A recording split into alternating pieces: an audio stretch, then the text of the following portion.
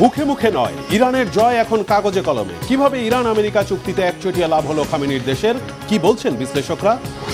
Iran যুদ্ধ আমেরিকার মতো পরাশক্তিদের জন্য বড় শিক্ষা। শুধু অস্ত্রে যুদ্ধ জয় সম্ভব নয়, আসল শক্তি কৌশল। কি বলছেন বিশ্লেষকরা? শত্রু আমেরিকার মাটিতেই উড়ল ইরানের পতাকা। মার্কিন রাজ্যে বসিয়ে অপমানের কড়া জবাব দিল খামেনির দেশ। এটি কি ইতিহাসের পরিহাস? আসসালামু আলাইকুম, দেখছিলেন Bangla vision world news headline. ইরানের জয় এখন মুখে মুখে নয়, রীতিমতো কাগজে কলমে চুক্তি করে সামনে এসেছে। ইরান আমেরিকা সই করা 14 দফার চুক্তিকে বিশ্লেষকরা মধ্যপ্রাচ্যে আমেরিকার বড় কূটনীতিক ও কৌশলগত পরাজয় হিসেবে দেখছেন। তারা বলছেন, ইরানের সরকার পরিবর্তন না ঘটিয়ে, দেশটির পরমাণু কর্মসূচি না থামিয়ে উল্টো $300 বিলিয়ন পুনর্গঠন তহবিল আর সব নিষেধাজ্ঞা প্রত্যাহারের প্রতিশ্রুতি দিয়ে নিজেই নিজের কবরে আমেরিকা। ট্রাম্পের আত্মঘাতী চুক্তির ফলে ইরান একচেটিয়া জয় পেয়েছে মত বিশ্লেষকদের।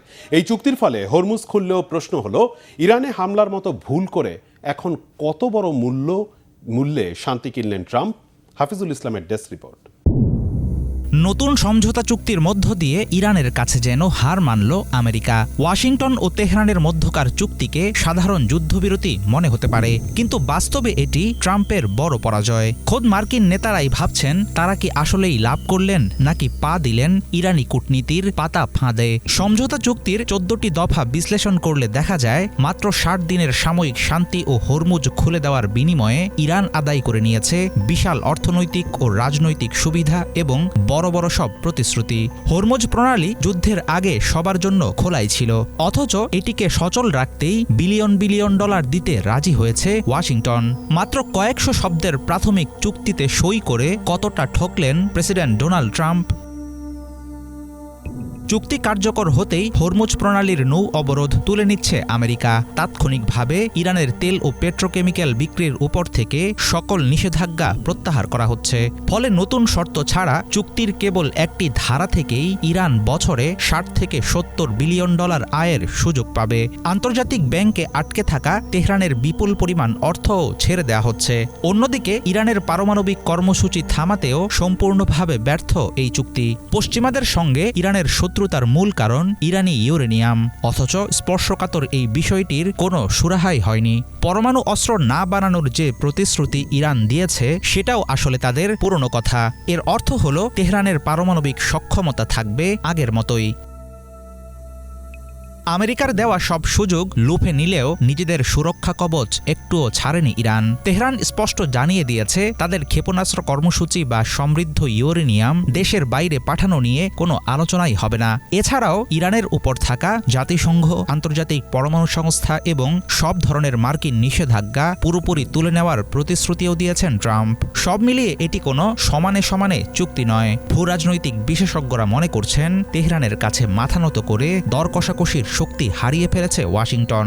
এই সমঝোতা মধ্যপ্রাচ্যে দীর্ঘস্থায়ী শান্তি আনার বদলে আমেরিকার জন্য বড় কূটনৈতিক পরাজয় হিসেবেই থেকে যাবে। কোনো চূড়ান্ত শর্ত পূরণ ছাড়াই বিলিয়ন বিলিয়ন ডলারের অর্থনৈতিক জ্যাকপট লাভের মোক্ষম সুযোগ লুফে নিয়েছে ইরান। দেশটির অর্থনীতি পুনর্গঠনে $300 বিলিয়ন বৈশ্বিক তহবিল গঠনে সহায়তার প্রতিশ্রুতি দিয়েছে মার্কিন প্রশাসন। যুদ্ধের ক্ষতিপূরণ বা পুনর্বাসনের নামে আমেরিকা ও তার মিত্রদের কাছ থেকে এত বিশাল অঙ্কের অর্থ আদায় ইরানের একচেটিয়া কূটনৈতিক বিজয়। এছাড়াও সন্ত্রাসবাদ বা মানবাধিকার লঙ্ঘনের মতো ইস্যুতে ইরানকে কোনো জবাবদিহি করতে হবে না। চুক্তিতে জুড়ে দেওয়া হয়েছে এমন কঠিন শর্ত। বিশ্লেষকেরা বলছেন, ইরানকে শান্ত করতে গিয়ে ওয়াশিংটন এমন এক চুক্তি করে বসেছে, যা তাদের নিজেদের জন্যই চরম আত্মঘাতী হবে। ইরানের জন্য লাভজনক হলেও একতরফা ছাড়ের উপর দাঁড়ানো এই নড়বড়ে চুক্তি কতদিন টিকবে তা নিয়ে বড় প্রশ্ন রয়েই গেছে। ট্রাম্প সিদ্ধান্ত নিয়েছিলেন, যেভাবেই হোক তিনি একটি চুক্তি করবেন, সেটাই করেছেন তিনি। তবে ইরানের বিগত কয়েক দশকের ইতিহাস বলছে, তাদের কাছ থেকে কোনো স্থায়ী বা পূর্ণাঙ্গ পারমাণবিক সমঝোতা আদায় করা যুক্তরাষ্ট্রের পক্ষে অসম্ভব। বিশ্লেষকেরা বলছেন, কেবল হরমুজ প্রণালী সচল করার আশ্বাসে ইরানকে সব সুবিধা দিয়ে চরম কৌশলগত ভুল করেছে ওয়াশিংটন। ফলে আগামী দিনের আলোচনা দীর্ঘায়িত হলে তাসের ঘরের মতো ভেঙে পড়তে পারে 14 দফার সমঝোতা। হাফিজুল ইসলাম, বাংলা ভিশন।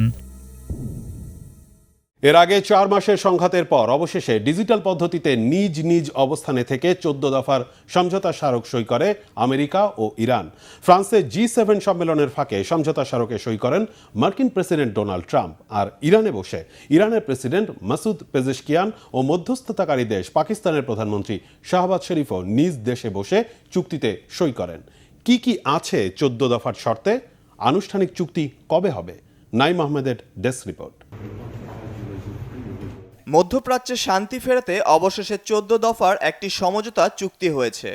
ফ্রান্সের G7 সম্মেলনের সাইডলাইনে এই সমঝোতা স্মারকে সই করেন মার্কিন প্রেসিডেন্ট ডোনাল্ড ট্রাম্প ও ভাইস প্রেসিডেন্ট জেডি ভ্যান্স। ইরানের পক্ষ থেকে ভার্চুয়ালি সমঝোতা স্মারকে সই করেছেন ইরানের প্রেসিডেন্ট মাসুদ পেজেশকিয়ান এবং পার্লামেন্ট স্পিকার ও আলোচনার প্রধান সমন্বয়ক বাগের গালিবাফ। 14 দফার এই সমঝোতা স্মারকে আছে লেবানন সহ মধ্যপ্রাচ্যের সব ফ্রন্টে যুদ্ধ বন্ধের প্রতিশ্রুতি। সমঝোতা স্মারকের শর্ত অনুযায়ী শুক্রবার সুইজারল্যান্ডে চূড়ান্ত চুক্তির বিষয়ে শুরু হবে প্রথম আলোচনা। এক বিবৃতিতে সুইস পররাষ্ট্র মন্ত্রণালয় জানিয়েছে, বর্তমান পরিস্থিতি অনুযায়ী চুক্তিটি বাস্তবায়নের বিষয়ে প্রাথমিক আলোচনার জন্য শুক্রবার বুয়েরগ্যানস্টকে যুক্তরাষ্ট্র, ইরান এবং মধ্যস্থতাকারী পাকিস্তান ও কাতারের বৈঠকে বসার পরিকল্পনা রয়েছে। প্রাথমিক এই আলোচনায় মার্কিন ভাইস প্রেসিডেন্ট জেডি ভ্যান্স ও ইরানের পার্লামেন্ট স্পিকার মোহাম্মদ বাগের গালিবাফের অংশগ্রহণের সম্ভাবনা রয়েছে। যুক্তরাষ্ট্র, ইরান এবং তাদের মিত্ররা লেবানন সহ বিভিন্ন সংঘাতপূর্ণ এলাকায় সামরিক অভিযান বন্ধ করতে সম্মত হয়েছে। ভবিষ্যতে একে অপরের বিরুদ্ধে হামলা বা হামলার হুমকি না দেওয়ার অঙ্গীকারও করেছে। একই সঙ্গে সমঝোতা চুক্তিতে বলা হয়েছে, ইরান কখনোই পারমাণবিক অস্ত্র তৈরির চেষ্টা করবে না। দেশটির উচ্চমাত্রার সমৃদ্ধ ইউরেনিয়াম আন্তর্জাতিক পারমাণবিক শক্তি সংস্থার আওতায় আনা হবে।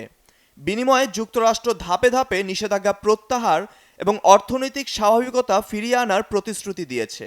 তবে ইরানের পররাষ্ট্র মন্ত্রণালয়ের মুখপাত্র ইসমাইল বাঘাই জানিয়েছেন, আগামী 60 দিনে আলোচনার মাধ্যমে ঠিক করা হবে ইরানের পরমাণু ইস্যুটি।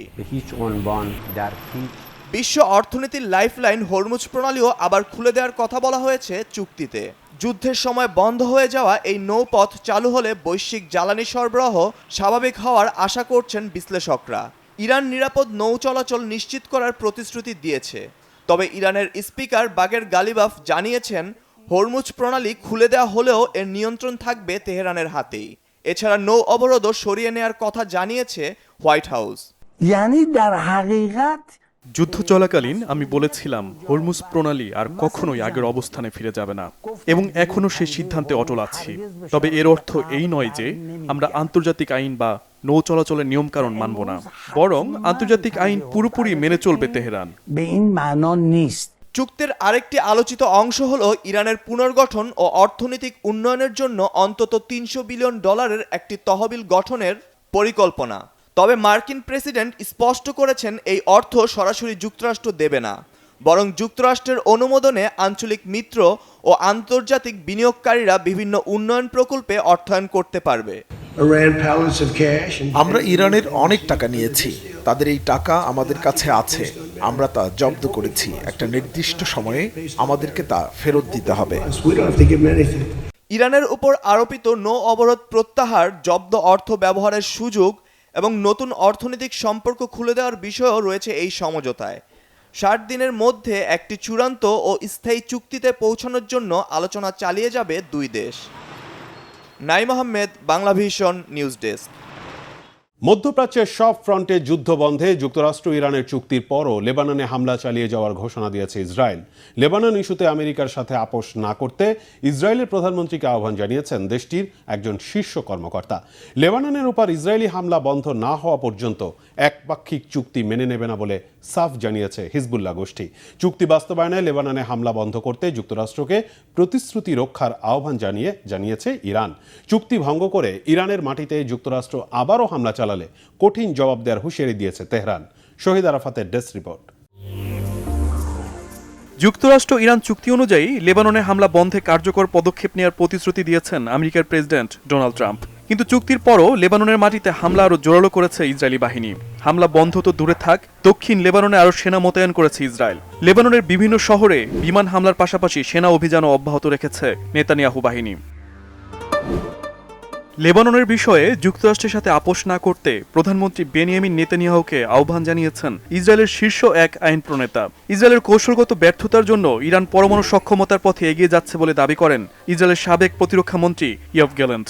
তবে ইরানকে পরমাণু ক্ষমতাধর দেশ হতে দেয়া যাবে না বলে হুঁশিয়ারি দেন তিনি। লেবাননে হামলা বন্ধের জোর দাবি জানিয়েছে ইরান সমর্থিত হিজবুল্লাহ গোষ্ঠী। লেবাননের ভূখণ্ডে ইসরায়েলি হামলা বন্ধ না হওয়া পর্যন্ত একপাক্ষিক চুক্তি মেনে নেবে না বলে সাফ জানিয়ে দিয়েছে গোষ্ঠীটি।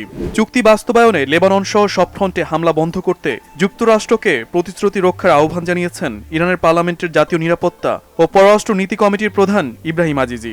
চুক্তি রক্ষা না করলে যুক্তরাষ্ট্রকে বিধ্বংসী জবাব দেওয়ার হুঁশিয়ারি দেন ওই নেতা। তবে যথাযথভাবে চুক্তি না মানলে ইরানের মাটিতে আবারও হামলার হুঁশিয়ারি দিয়েছে যুক্তরাষ্ট্র। এর আগে একই সুরে হামলার হুমকি দেন মার্কিন প্রেসিডেন্ট ডোনাল্ড ট্রাম্প। এর একদিন পর বৃহস্পতিবার মার্কিন প্রতিরক্ষামন্ত্রী পিট হেগসেথ নতুন করে এই হুঁশিয়ারি দেন। পিট হেগসেথ বলেন, চুক্তি অনুযায়ী ইরান প্রতিশ্রুতি রক্ষা না করলে আবারও ইরানের মাটিতে হামলা হবে। এজন্য আমেরিকান সেনাদের পুরোপুরি প্রস্তুত রাখা হয়েছে বলেও জানান তিনি। ইরান আমেরিকা যুদ্ধ বন্ধে বুধবার নিজ নিজ অবস্থান থেকে ডিজিটাল পদ্ধতিতে চুক্তিতে সই করেন 3 দেশের নেতা। G7 সম্মেলনে যোগ দিয়ে ফ্রান্সে বসে চুক্তিতে সই করেন মার্কিন প্রেসিডেন্ট ট্রাম্প। আর ইরানে বসে ইরানের প্রেসিডেন্ট মাসুদ পেজিশকিয়ান ও মধ্যস্থতাকারী দেশ পাকিস্তানে বসে দেশটির প্রধানমন্ত্রী শাহবাজ শরীফও চুক্তিতে সই করেন। যুদ্ধ শেষ করতে যুক্তরাষ্ট্র ইরানের করা চুক্তিকে স্বাগত জানিয়েছে চীন, রাশিয়া সহ বিশ্বের বিভিন্ন দেশের নেতারা। আমি মনে করি এই চুক্তি বাস্তবায়নের মধ্য দিয়ে মধ্যপ্রাচ্যে স্থিতিশীলতা ফিরে আসবে। এটি জ্বালানি খাত ও খাদ্য বাজারে বড় প্রভাব ফেলবে বলেও আমি মনে করি। তবে লেবানন ও ফিলিস্তিনে গাজায় ইসরায়েলের বর্বর হামলা চলতে থাকায় চুক্তি বাস্তবায়ন করা কঠিন হবে বলে মত বিশ্লেষকদের। Shahid Arafat, Bangla vision, news desk. Iran যুদ্ধ আমেরিকার মতো পরাশক্তিদের জন্য বড় শিক্ষা বলে মনে করছেন বিশ্লেষকরা। তারা বলছেন, শুধু সামরিক শক্তির উপর ভর করে যুদ্ধ জয়ের সম্ভাবনা যে কম তা করে দেখিয়েছে ইরান। খামেনির দেশে চরম ক্ষমতাধর মার্কিন ইসরায়েল জোটের পরিণতি থেকে শিক্ষা নেওয়া উচিত বলে মত বিশ্লেষকদের। আধুনিক বিশ্বে কম যাচ্ছে সামরিক শ্রেষ্ঠত্বের গুরুত্ব, বাড়ছে কৌশলের গুরুত্ব। মীর ফজলে রাব্বির ডেস্ক রিপোর্ট। যুক্তরাষ্ট্র ও ইরানের মধ্যে যুদ্ধ বন্ধ এবং হরমুজ প্রণালী দিয়ে জাহাজ চলাচল শুরু করতে কার্যকর হয়েছে বহুল আলোচিত সমঝোতা স্মারক। 3 মাসেরও বেশি সময় পর একটি প্রাথমিক শান্তি চুক্তিতে পৌঁছেছে উভয় পক্ষ। কিন্তু ইরানের বিরুদ্ধে এই যুদ্ধে ট্রাম্প আসলেই কি কিছু অর্জন করতে পারলেন? সামরিক শক্তি দিয়ে কি আসলেই একটি অঞ্চলের ভূ রাজনৈতিক সমীকরণ বদলে দেওয়া সম্ভব? মধ্যপ্রাচ্যে ইরান ও মার্কিন ইসরায়েল জোটের সাম্প্রতিক সংঘাতের পরিণতি সেই চিরন্তন প্রশ্নটিকে আবারও সামনে নিয়ে এসেছে। 17 জুন এ নিয়ে একটি বিশ্লেষণধর্মী প্রতিবেদন প্রকাশ করে রুশ সংবাদ মাধ্যম আরটি, যেখানে বলা হয় বিশ্বব্যাপী সামরিক শক্তির মাধ্যমে রাজনৈতিক উদ্দেশ্য সাধনের সুযোগ সংকুচিত হচ্ছে। দেশগুলোর মধ্যে সম্পর্কের পুরনো নিয়মগুলো এখনও হারিয়ে যায়নি এবং কার শক্তি কত বেশি সেই হিসাব এখনও সমান গুরুত্বপূর্ণ। কিন্তু বর্তমান যুগে যুদ্ধ শুরু করলে তার শেষ ফলাফল কী হবে তা আগের মতো নিশ্চিত করে বলা যায় না। রাশিয়া ইন গ্লোবাল অ্যাফেয়ার্সের প্রধান সম্পাদক ফাইদর লুকিয়ানভের লেখা ওই প্রতিবেদনে ইরানের সঙ্গে যুদ্ধে যুক্তরাষ্ট্র ও ইসরায়েলের হারের কারণ তুলে ধরা হয়েছে। ডোনাল্ড ট্রাম্প প্রশাসন ও ইসরায়েল ভেবেছিল ইরানের শীর্ষ নেতৃত্বকে আকস্মিক হামলায় ধ্বংস করে দিলে এবং তাদের পারমাণবিক স্থাপনাগুলোতে আঘাত করলে দেশটির শাসন ব্যবস্থা ভেঙে পড়বে। তারা ধারণা করেছিল লাগাতার হামলা চালিয়ে ইরানি জনগণের মধ্যে তীব্র সরকার বিরোধী ক্ষোভ ও বিদ্রোহ উস্কে দেওয়া যাবে, কিন্তু বাস্তবে তা ঘটেনি। বরং এই জাতীয় সংকট মুহূর্তে ইরানি সামরিক বাহিনী ও জনগণ আরও ঐক্যবদ্ধ হয়ে নজিরবিহীন প্রতিরোধ গড়ে তোলে। লুকিয়ানভের মতে হরমুজ প্রণালী বন্ধ করা ছিল ওয়াশিংটনকে আলোচনার টেবিলে বসতে বাধ্য করার জন্য ইরানের সবচেয়ে বড় হাতিয়ার। হরমুজের উত্তেজনা বিশ্ব অর্থনীতিকে এক গভীর মন্দার দিকে ঠেলে দেয়, যা খোদ যুক্তরাষ্ট্রের অভ্যন্তরীণ অর্থনীতি ও ট্রাম্প প্রশাসনের জন্য এক বিরাট রাজনৈতিক বিপর্যয় ডেকে আনে। যখন ওয়াশিংটন বুঝতে পারে যে এই যুদ্ধ দীর্ঘায়িত হলে বৈশ্বিক অর্থনৈতিক মহামন্দা ঠেকানো যাবে না এবং ইসরায়েল ও মধ্যপ্রাচ্যে তাদের নিজেদের সামরিক অবস্থানও নিরাপদ নয়, তখন তারা লক্ষ্য অর্জনের আগেই পিছু হটতে বাধ্য হয়। শেষ পর্যন্ত পাকিস্তান ও ওমানের মতো দেশগুলোর মধ্যস্থতায় একটি সমঝোতা স্মারক স্বাক্ষর করতে হয়, যেখানে ইরানকে সম্পূর্ণ ধ্বংস করার হুঙ্কার ট্রাম্প দিয়েছিলেন তা থেকে সরে এসে কেবল মৌখিক প্রতিশ্রুতির বিনিময়ে ইরানকে বড় ধরনের অর্থনৈতিক ও রাজনৈতিক ছাড় দিতে বাধ্য হয় যুক্তরাষ্ট্র। বিশ্লেষকদের মতে ইরান প্রচলিত শক্তিতে যুক্তরাষ্ট্র ও ইসরায়েলের সমকক্ষ ছিল না। ইরানের সেটি প্রয়োজনও ছিল না, কারণ ইরানের হাতে যা কিছু ছিল তা তারা সুষ্ঠুভাবে ব্যবহার করেছে। তারা শত্রুপক্ষের সুবিধাকেই অকার্যকর করে দিয়েছে। শক্তিশালী রাষ্ট্রের বিরুদ্ধে অপেক্ষাকৃত দুর্বল পক্ষের প্রতিরোধ কৌশল কেমন হওয়া উচিত তারই বাস্তব নজির দেখিয়ে দিল ইরান। মীর ফজলে রাব্বি, বাংলা ভিশন। শেষ পর্যন্ত শত্রু আমেরিকার মাটিতেই উঠল ইরানের পতাকা। মার্কিন নিষেধাজ্ঞা, ভিসা বিতর্ক আর রাজনৈতিক বৈরিতা সব কিছু একপাশে ঠেলে আমেরিকার মাটিতে ইতিহাস গড়ল ইরানের ফুটবল দল। বিশ্বকাপের প্রথম ম্যাচেই যুক্তরাষ্ট্রের মাটিতে উড়ল ইরানি পতাকা। প্রথম ম্যাচে নিউজিল্যান্ডের সাথে ড্র করলেও এই ফলাফলকে নিজেদের অদম্য বিজয় হিসেবে দেখছে ইরানের ফুটবল প্রেমী জনগণ। হাফিজুল ইসলামের ডেস্ক রিপোর্টে বিস্তারিত। বছরের পর বছর ধরে ইরানের মাটিতে ওড়েনি কোনো মার্কিন পতাকা, কিন্তু বর্তমানে ইরানের পতাকা ঠিকই উঠছে আমেরিকার বুকে। ফিফা বিশ্বকাপে নিউজিল্যান্ডের সাথে ম্যাচ দিয়ে শুরু হয়েছে ইরানের ওয়ার্ল্ড কাপ যাত্রা। যুক্তরাষ্ট্রের ক্যালিফোর্নিয়া অঙ্গরাজ্যের লস অ্যাঞ্জেলেসের সোফাই স্টেডিয়ামে প্রথম ম্যাচ খেলতে পারা ছিল মার্কিন নিষেধাজ্ঞা ও রাজনৈতিক প্রতিবন্ধকতার বিরুদ্ধে ইরানের চরম প্রতিশোধ। তেহরানের একটি ক্যাফেতে ফুটবলপ্রেমী ইরানিদের কণ্ঠে শোনা গেল আনন্দের সুর। এটা আমাদের অধিকার ছিল, আমরা চেষ্টা করেছি, কোয়ালিফাই করেছি এবং এটাই সবচেয়ে বড় কথা। এতগুলো বছর পরেও আমেরিকার পতাকা ইরানে আসেনি, কিন্তু ইরানের পতাকা ঠিকই আমেরিকায় গেছে। বিশ্বকাপে মাঠে নামার পথটা ইরানের জন্য মোটেও সহজ ছিল না। রাজনৈতিক টানাপোড়েনের কারণে শেষ মুহূর্তে নিজেদের বেস ক্যাম্প যুক্তরাষ্ট্রের অ্যারিজোনা থেকে মেক্সিকোতে সরিয়ে নিতে বাধ্য হয় তারা। ইরানি খেলোয়াড়দের ভিসা দিলেও দলের সাপোর্টিং স্টাফদের অনেককেই শেষ মুহূর্তে আটকে দেয় আমেরিকা। এমনকি প্রতিটি ম্যাচের পর ইরানি খেলোয়াড়দের বের হয়ে যেতে হবে যুক্তরাষ্ট্রের মাটি থেকে। সাম্প্রতিক এসব ঘটনা আর যুদ্ধের পর সারা বিশ্বের বিরুদ্ধে দাঁড়িয়ে আমরা বিজয়ী হয়েছি। আমাদের জাতীয় দলও খেলার মাঠে অংশ নিতে পারছে এবং শক্তিমত্তা দিয়ে জিততে পারছে। এটা প্রমাণ করে ইরান সবসময় শক্তিশালী, সেটা সামরিক ক্ষেত্রে হোক, সামাজিক ক্ষেত্রে হোক আর খেলার মাঠেই হোক। আমেরিকা সেখানেও আমাদের শত্রু ছিল, তারা যে আমাদের ঢুকতে দিতে চাইবে না এটাই স্বাভাবিক। এই মাঠে জায়গা করে নিতে আমাদের নিজেদের পুরো শক্তি দিয়ে চেষ্টা করতে হয়েছে। মাঠের বাইরের নোংরা রাজনীতি ইরানি ফুটবলারদের মনোবল ভাঙতে পারেনি। প্রথম ম্যাচে ড্র ইরানকে বিশ্বকাপের পরের পর্বে যাওয়ার স্বপ্ন দেখাচ্ছে। তেহরানে দলের সমর্থকরা বুক ফুলিয়ে বলছেন আমেরিকার বিরুদ্ধে উচিত জবাব দেবে ইরান। আমাদের খেলতে না দেওয়ার মতো ঘটনা ঘটাই উচিত না, কারণ ইরানি দল কোয়ালিফাই করেই বিশ্বকাপে এসেছে। এখন যেসব সমস্যা তৈরি করা হয়েছে তাতে হয়তো তারা খেলতেই পারত না, কিন্তু এখন আমরা দেখছি যে আল্লাহর রহমতে তাদের খেলার অনুমতি দেয়া হয়েছে। ইরানি দল অবশ্যই পরের রাউন্ডে যাবে এবং আমরা সমস্ত আমেরিকান ও তাদের দলকে একটা দাঁত ভাঙা জবাব দেব। আগামী 21শে জুন যুক্তরাষ্ট্রের লস অ্যাঞ্জেলেসে বেলজিয়াম এবং 26 জুন সিয়াটলে মিশরের মুখোমুখি হবে ইরান। ভিসা বিতর্ক আর রাজনৈতিক বৈরিতা ছাপিয়ে বিশ্বকাপ ফুটবল হয়ে উঠুক শান্তির উপলক্ষ। হাফিজুল ইসলাম, বাংলা ভিশন। দক্ষিণ এশিয়ার ভূ রাজনীতিতে নতুন করে আলোচনায় উঠে এসেছে পাকিস্তানের সাবমেরিন হাঙ্গর। বাংলাদেশের মুক্তিযুদ্ধের সময় ভারতের একটি যুদ্ধজাহাজ ডুবিয়ে দেয় এই সাবমেরিন। 5 দশকেরও বেশি সময় পর বঙ্গোপসাগরের নতুন প্রজন্মের হাঙ্গর ক্লাস সাবমেরিন মোতায়েনের ইচ্ছা প্রকাশ করেছে পাকিস্তান। এর মধ্য দিয়ে এই অঞ্চলে নৌ প্রতিযোগিতা ও আধিপত্য বিস্তারের লড়াই নতুন এক অধ্যায়ে প্রবেশ করবে বলে শঙ্কা ভারতীয় বিশ্লেষকদের। হিজল জুবাইরের ডেস্ক রিপোর্ট। 1971 সালে বাংলাদেশের মুক্তিযুদ্ধকালে বঙ্গোপসাগরে ভারতীয় নৌবাহিনীকে জোরালো আঘাত এনেছিল পাকিস্তানের সাবমেরিন হাঙ্গর। 5 দশকেরও বেশি সময় পর আবারও আলোচনায় সেই নাম, কেননা দক্ষিণ এশিয়ার ভূ রাজনীতিতে উত্তেজনা ছড়াতে শুরু করেছে পাকিস্তানের নতুন প্রজন্মের হাঙ্গর ক্লাস সাবমেরিন। চীনে নির্মিত এই আধুনিক সাবমেরিনগুলোকে ঘিরে ইসলামাবাদের উচ্চাভিলাষী পরিকল্পনার কথা সামনে এসেছে ভারতীয় সংবাদ মাধ্যম ইন্ডিয়া টুডের এক প্রতিবেদনে। সেখানে দাবি করা হয়েছে এই সাবমেরিনগুলোর মাধ্যমে পাকিস্তান বঙ্গোপসাগরে নিজেদের নৌ উপস্থিতি বিস্তারের লক্ষ্য নিয়ে এগোচ্ছে। ইন্ডিয়া টুডে জানায়, হাঙর নামটি দক্ষিণ এশিয়ার সামরিক ইতিহাসে বিশেষভাবে পরিচিত। 1971 সালে বাংলাদেশের মুক্তিযুদ্ধের সময় পাকিস্তানি সাবমেরিন PNS হাঙরের আঘাতে ডুবিয়ে দেয়া হয় ভারতের যুদ্ধজাহাজ INS খুকরি। স্বাধীনতার পর যুদ্ধকালীন সময়ে কোনো ভারতীয় নৌবাহিনীর যুদ্ধজাহাজ ডুবে যাওয়ার সেটিই ছিল প্রথম ঘটনা।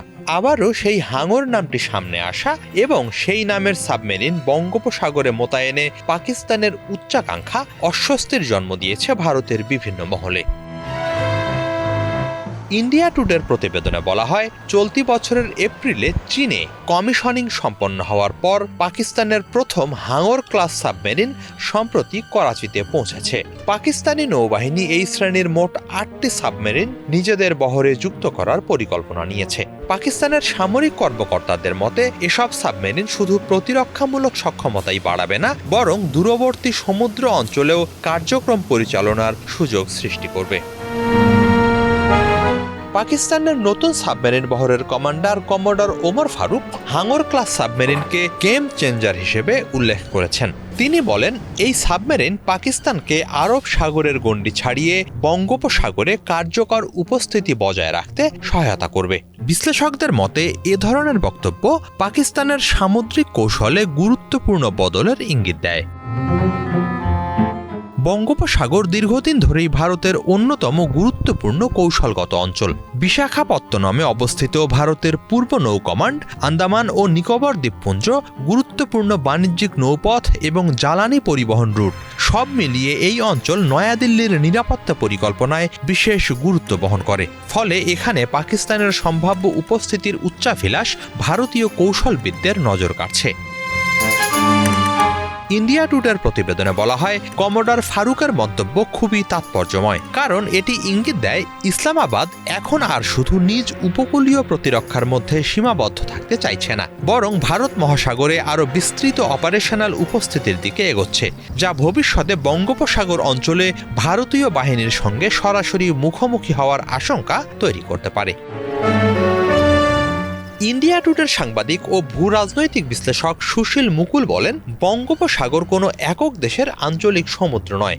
আন্তর্জাতিক আইনে উপকূলীয় রাষ্ট্রগুলো তাদের উপকূল থেকে 12 নটিক্যাল মাইল অর্থাৎ 22 কিলোমিটার পর্যন্ত আঞ্চলিক সমুদ্র এবং 200 নটিক্যাল মাইল বা 370 কিলোমিটার পর্যন্ত এক্সক্লুসিভ ইকোনমিক জোনের অধিকার ভোগ করে।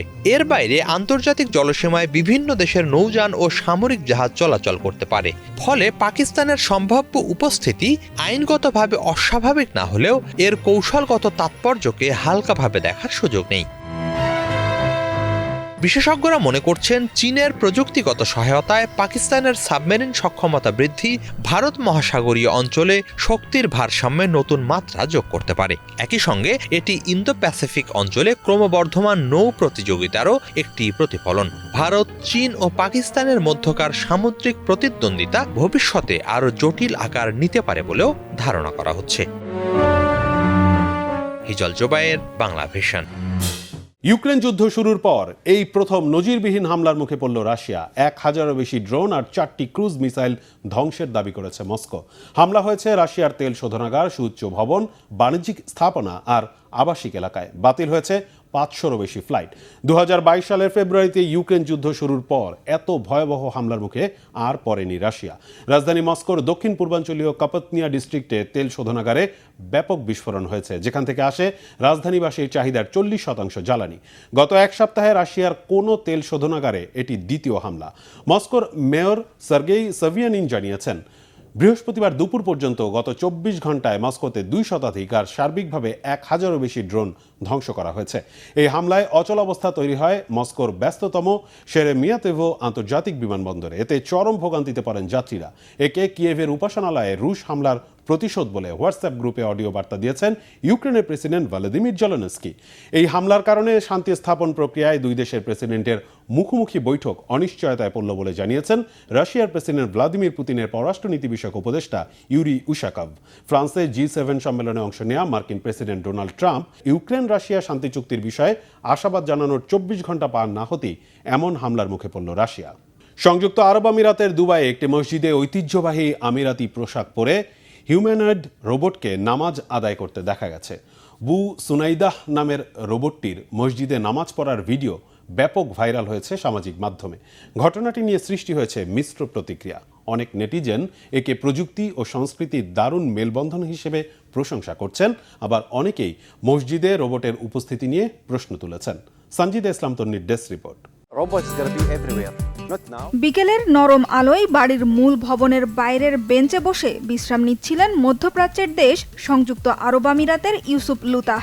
কিছুক্ষণ পর চঞ্চল পায়ে সেখানে উপস্থিত তারই মতো সাজ পোশাকের এক দীর্ঘদেহী।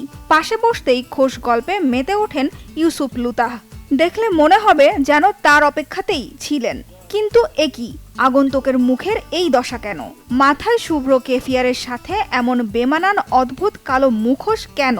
কি তার পরিচয়? অদ্ভুত কালো মুখোশধারীর নাম বু সুনাইদাহ। তিনি মানুষ নন, মানুষের আদলে এক রোবট। আর ইউসুফ লুতাহ হচ্ছেন এই রোবট নির্মাতা প্রতিষ্ঠানের কর্ণধার। আমিরাতের বাসিন্দাদের মতো পোশাক পরা বু সুনাইদাকে ঘিরে কয়েক সপ্তাহ আগে সামাজিক মাধ্যমে শুরু হয় তুমুল আলোচনা। এর নেপথ্যে একটি ভিডিও, যেখানে দেখা যায় সে দুবাইয়ের লুতাহ মসজিদের দিকে হেঁটে যাচ্ছে এবং মুসল্লিদের কাতারে দাঁড়িয়ে আদায় করছে নামাজ। অনেকের কাছে এই দৃশ্যটি প্রযুক্তি আর ঐতিহ্যের অভিনব মেলবন্ধন মনে হলেও কারো কারো কাছে ছিল প্রশ্নবিদ্ধ এক কাণ্ড। ধর্মীয় আচার অনুষ্ঠান পালনে প্রযুক্তির এমন উপস্থাপন কি যৌক্তিকতার মানদণ্ডে সমর্থনযোগ্য? বিতর্কের কেন্দ্রে উঠে আসে বু সুনাইদাহ। কিন্তু এত আলোচনা সমালোচনা কিছুই রোবটটিকে স্পর্শ করেনি। ক্যামেরার সামনে দাঁড় করিয়ে ছবি তুলতে আগ্রহী কিনা এমন প্রশ্নে আরবি ভাষায় তার উত্তর ছিল, ক্যামেরাগুলো আমাকে ভালোবাসে।